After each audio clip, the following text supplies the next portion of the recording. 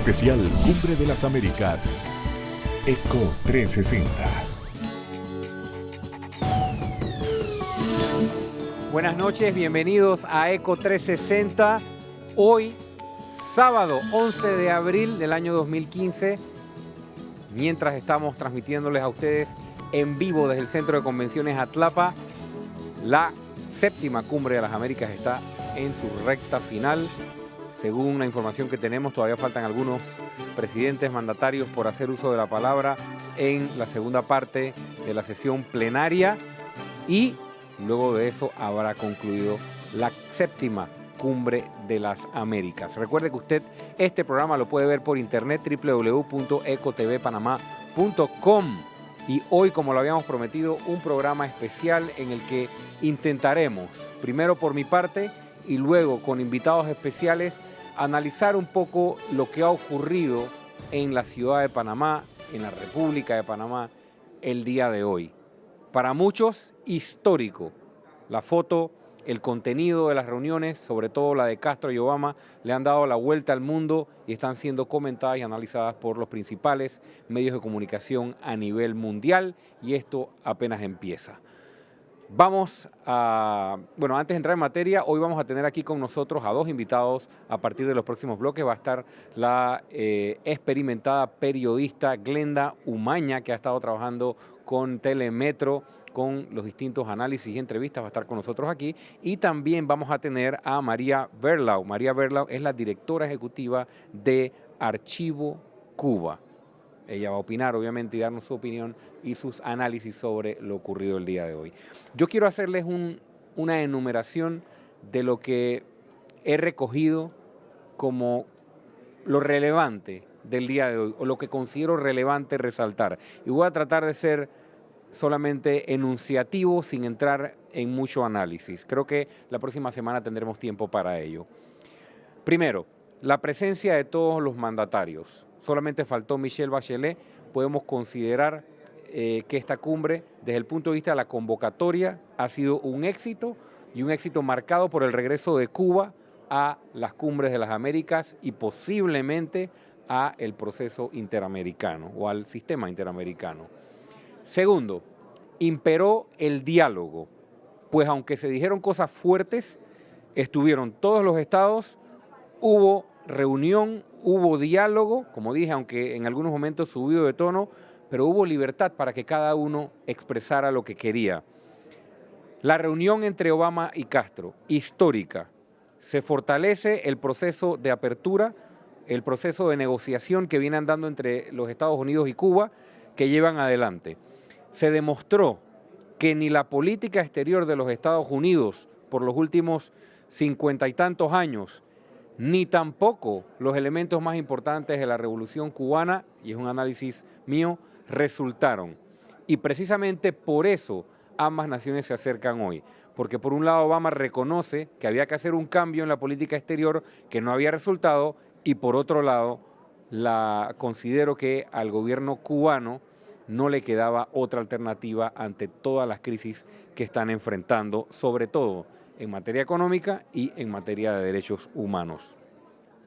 Importante, Obama reconoció que Estados Unidos no es perfecto en materia de derechos humanos, que han cometido violaciones de derechos humanos y que en ciertos momentos se han alejado de los principios expresados por los fundadores de los Estados Unidos en la Constitución de los Estados Unidos. Esto no se ve todos los días. El presidente de los Estados Unidos reconociendo públicamente en un foro internacional frente a toda la región, frente al mundo y frente a sus colegas, errores cometidos por parte de Estados Unidos, sobre todo en materia de derechos humanos.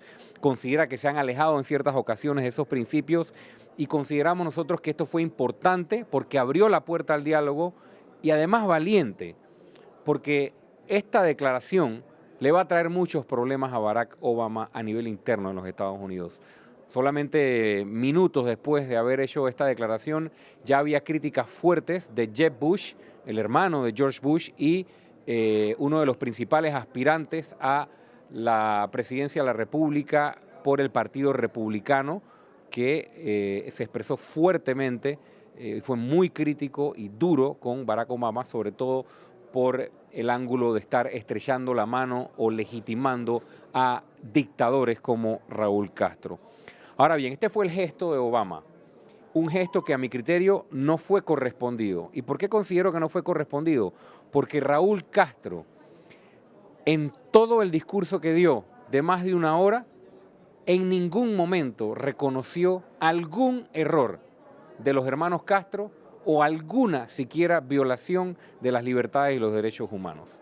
Todo lo contrario, Raúl Castro se dedicó a enumerar toda una serie de actividades, de actos, de sufrimientos que a juicio de él y posiblemente o seguramente de su hermano Fidel son culpa de terceros, principalmente de los Estados Unidos. Yo creo que hubiese esperado desde el punto de vista diplomático, que ante el gesto de Barack Obama de reconocer que los Estados Unidos se había equivocado en varias ocasiones y sobre todo con su política hacia Cuba, no esperábamos o esperábamos que el presidente Raúl Castro hiciera lo mismo, sobre todo cuando es conocida la falta de libertad y violación de los derechos humanos en Cuba, no solo porque lo dice Estados Unidos, sino porque múltiples organizaciones internacionales así lo han revelado en sus informes a través de los años. Ahora bien, en la reunión que tuvo Raúl Castro con Barack Obama pasó algo muy relevante y de todas esas declaraciones que dieron ambos después de la reunión yo rescato solamente esto. Raúl Castro dijo al mundo que Cuba está dispuesta a sentarse con Estados Unidos a hablar de libertad de prensa, libertad de expresión y derechos humanos, que no necesariamente se van a poner de acuerdo de una vez, pero que todos esos temas están en la agenda para ser discutidos con los Estados Unidos. Eso es una declaración que, aunque el día de mañana pueda ser retirada o no sea cumplida y sea simplemente una declaración, es sin precedentes y hay que ponerle atención. Bueno, Obama anuncia que solicitará al Congreso, dominado por los republicanos, y ya vimos las declaraciones de Jeb Bush, que se levante o se inicie el proceso para el levantamiento del bloqueo. Esto no va a ser tarea fácil para el presidente demócrata. El pasado versus el presente, lo teórico versus lo práctico. Quedó en evidencia el interés de Nicolás Maduro, Rafael Correa, Evo Morales, Cristina de Kirchner, de romper consensos, de hacer discursos ideológicos, antiimperialistas, que apelaban más a sus electorados que a la posibilidad de lograr algo constructivo en esta cumbre. Es más, tal vez a ellos no les queda otra cosa en una oportunidad como esta. Basan mucho de su apoyo popular en discursos antiimperialistas y ahora teniendo al presidente de los Estados Unidos enfrente y la atención de toda la región, no se podía esperar otra cosa de parte de ellos. Sin embargo, creo que quedaron en evidencia, porque el mismo presidente Obama había expresado que a él no le interesaban los discursos ideológicos ni los planteamientos teóricos, que él reconocía los errores y estaba dispuesto a ser práctico y avanzar, y que algunos aquí se dedicarían a ese tipo de discursos. Bueno, yo creo que ya los que vimos todo lo que ocurrió podemos identificar quiénes son los que quedan en ese lado de aferrarse al pasado y quedar con los discursos que no llegan a nada constructivo. Nadie, salvo Barack Obama, tomó el liderazgo en América Latina para hablar de libertad, derechos humanos, presos políticos y democracia. Nadie se atrevió a decir que una cosa son los asuntos internos de un Estado y otra cosa son violaciones graves de los derechos humanos. Aquí la pregunta es, ¿qué fue lo que pasó que nadie le contestó a ninguno de estos mandatarios? ¿Por qué nadie le habló a Raúl Castro de derechos humanos? ¿Por qué nadie le habló a Nicolás Maduro de los presos políticos salvo Barack Obama? Una de dos cosas.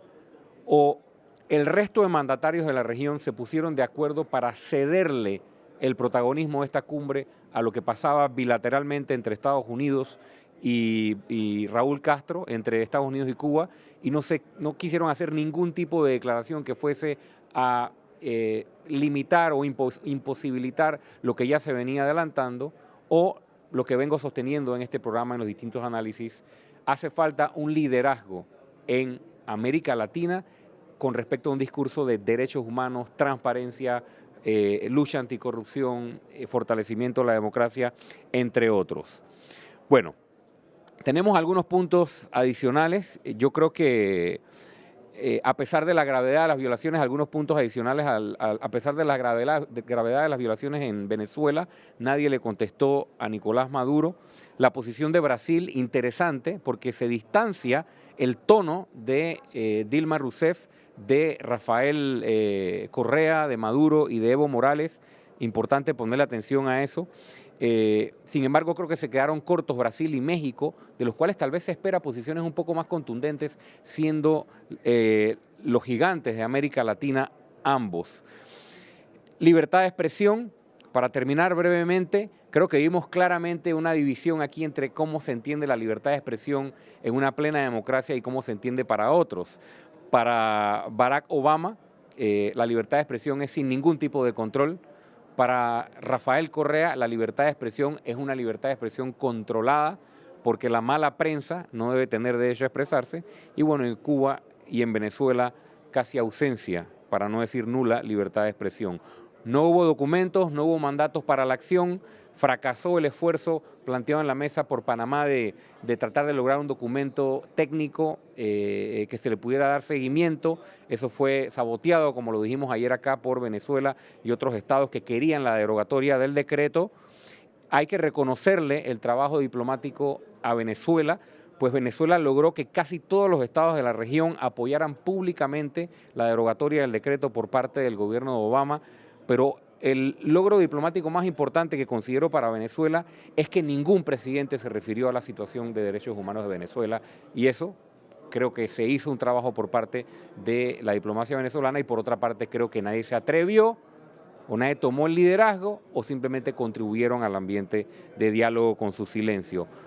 Y ya, finalmente, reconocimiento al trabajo diplomático también de Colombia, nuestro hermano país, porque casi de forma unánime los presidentes se manifestaron en apoyo al proceso de paz de Colombia.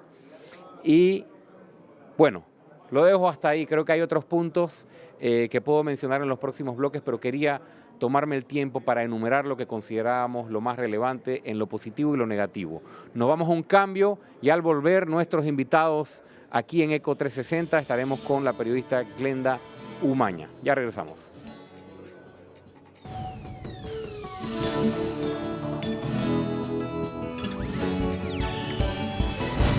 Especial Cumbre de las Américas. ECO 360.